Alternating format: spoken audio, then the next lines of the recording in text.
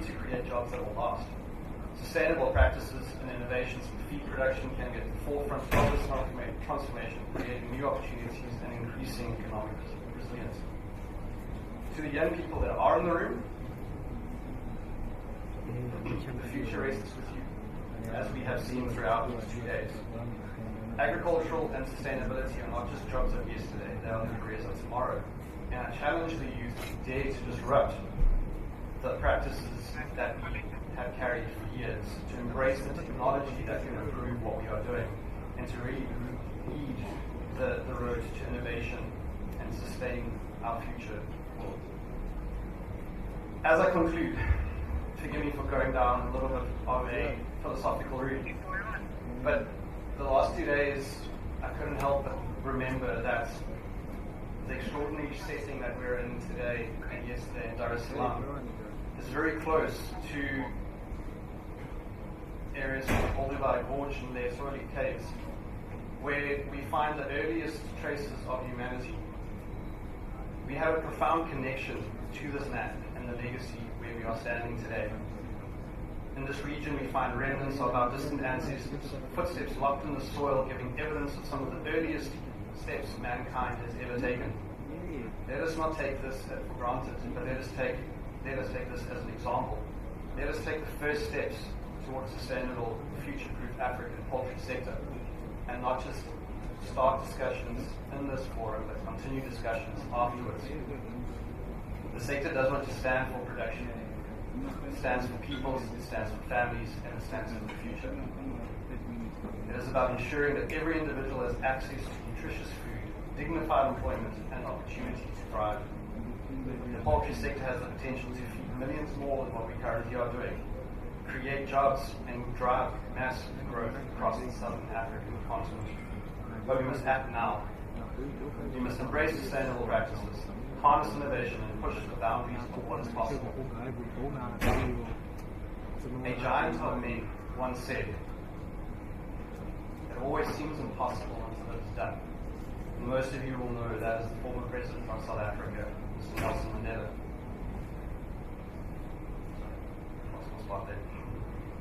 The path to sustainability, like so many other struggles, may seem daunting, but I stand here today to tell you that it is achievable. We must achieve it, not only for our industries and our economies, but for the sake of our planet and for the sake of our people. Together, let us dare to disrupt. Let us challenge the status quo, and let us lead the way forward for the future generations, for those who come. Thank you very much. Thank you very much, Jack. Before you sit, I'd like you to address one or two issues. You have mentioned about alternative sources of raw materials for feed, such as cassava and insects, which are really readily available in Africa. You have not mentioned about fish meal. For example, here in Tanzania, until recently, fish meal has been the main source of protein for livestock feed. Only recently that millers have started to switch into salmon. It's a very good question, Prof. Fish meal has fallen out of favor, for lack of different words, especially in the developed countries, because through the food supply chain, they do not want to introduce cannibalism, often as it's referred, or animal or human protein products into that. So in terms of sustainability, in terms of animal welfare, that is becoming the practice in the developed countries that has fallen out of favor, and us in Africa have generally followed those trends to the detriment, because as you mentioned, soy has been one of the biggest alternatives to that, and the sustainability questions around that is much higher, and we need to import about 60% of the soy that we utilize in Africa. So we need to decide how we want to move forward as an industry. We need to decide how we're going to influence the populations, and realize that what works in other countries doesn't necessarily work for us in Africa. Thank you very much. Please give him a round of applause. Now I'll turn it to my panelists about sustainable feed, but also the issue of hatching for hope in Africa. As if when you want to improve productivity of livestock, you really to address three key elements. First of all, you must have improved livestock rates. Otherwise, your increase in productivity may not be significant even if you use nutritious food. The second element, of course, is nutritious food. And I've been talking about the challenges in climate change, the low productivity in Africa, the rising population, increasing pressure on land, and ability to really produce competitively. But definitely to bring all this together, we have also to improve, poultry aspect, including management also of disease, and that's where research and extension service comes in. And one of the challenges, of course, as it has been mentioned throughout since this forum started, is the competitiveness of the industry. First, when you look at the trade data, it shows Africa has been importing almost 1.5 to 1.9 million tons of poultry meat in a year. That's quite substantial.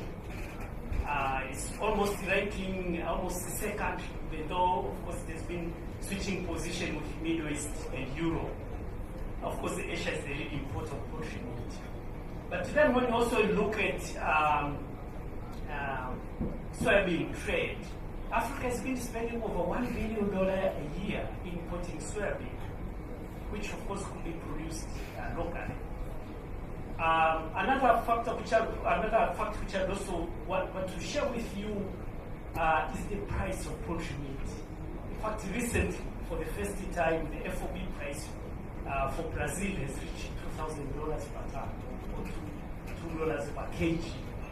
And when you look at prices of poultry meat in Africa, of course, I don't have wholesale prices, but I see mostly retail prices have been ranging between $2 per kg up to $80 per kg, quite a wide range, which means almost we're talking about over $2,000 per ton, up to $80,000 per ton. So prices price of poultry meat in Africa is very, very high. Probably that's what is also attracting import. So how could we make the poultry industry competitive in a sustainable manner, given all this population pressure and climate change? And I'd like to start with Bruce. Taking your experience of cereals trade regionally, but also working in the private sector. Yeah, thanks very much, Prof. Yeah, I think as Jakob said, sustainability is a very large subject here, and I think if I take my current role in terms of JBQ Africa and our advisory in the agri sector as a whole, I think for me it would be starting at the very basics, which is addressing the environmental issue as well, which is soil health. I think there's a massive problem at that level when it comes to the production and the yield of our main crops, which is soya and maize. So I think that would be one area I think that needs particular focus. There would be less encroachment on the resources and probably more sort of high intensive yield on the existing structure that's there. I think that's important. So that'll tackle to some extent the increase in the supply. I think there's sufficient technology and research being done around varieties. If you look at what SIL is doing, and the varieties and what have you, so I think it's a question of adopting those particular varieties. So those two combination-wise, I think, for me, would create an enormous amount of sustainability in that sector.